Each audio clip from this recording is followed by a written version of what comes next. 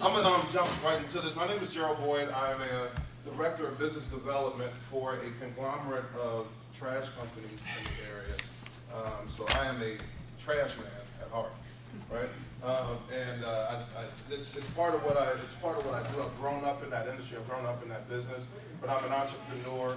I have run my own businesses. I continue to run my own businesses and that sort of thing. So I can tell you from a position of strength what the difference is. The differences are between being an entrepreneur and being an employee, the plus and minuses of both. I have a presentation here. I'll go through it. I'm going to whip through some of these things because for a major and myself, it's going to be very important that we get to address questions and things in the room. So there's some slides I'll jump through here.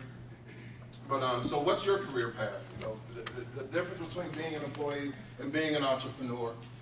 You know, just thinking about what the right choice for yourself is, not just for the students in the room, but for the adults as well, because there are differences. There are some things that you need to look at for your own skill set, the type of personality that you have, and what will make the difference in you and your career path and that choice, that decision making.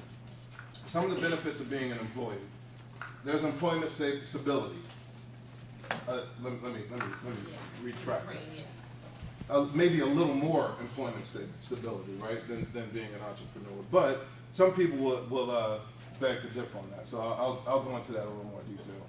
A little more income stability. But what I mean by that is, you know, you have a paycheck coming every 2 weeks or something. Being an entrepreneur, that may or may not be the case.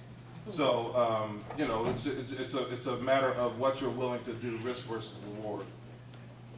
Minimize your personal financial risk. If you're being an employee, that just means that you're not necessarily putting up your own money to start out in your career path, okay?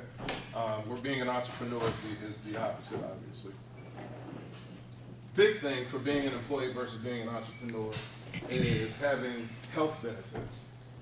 The cost of your benefits are normally, in most instances, they are significantly less when you're an employee versus being an entrepreneur. So that is something that's important to a lot of people.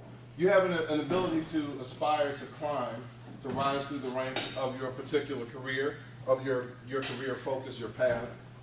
So, you know, if you are an employee, you can start at the bottom, rise through the ranks, right? So that's a positive thing. Some of the benefits of being an entrepreneur, I call these poets. This is just the way I've kind of remembered this in my own mind.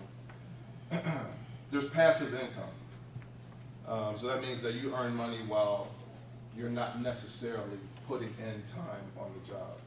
That you have a business that is working sort of while you sleep or while you're not necessarily putting in the effort. You have ownership. A legacy, something you can pass on to your children, to your family members. It's yours. You know, that's a powerful thing. It's a very, very powerful thing. When it's yours, can't nobody take it from you. Nobody can send you on your way. Earning potential is truly unlimited when you are an entrepreneur versus being an employee. One thing I can assure you, for being an employee, right? And there are employees in the room, right?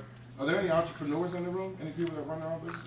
One thing that I can assure you of being an employee versus being an entrepreneur, as an employee, you will not ever make more than the person at the top of the food chain. It just ain't gonna happen, right?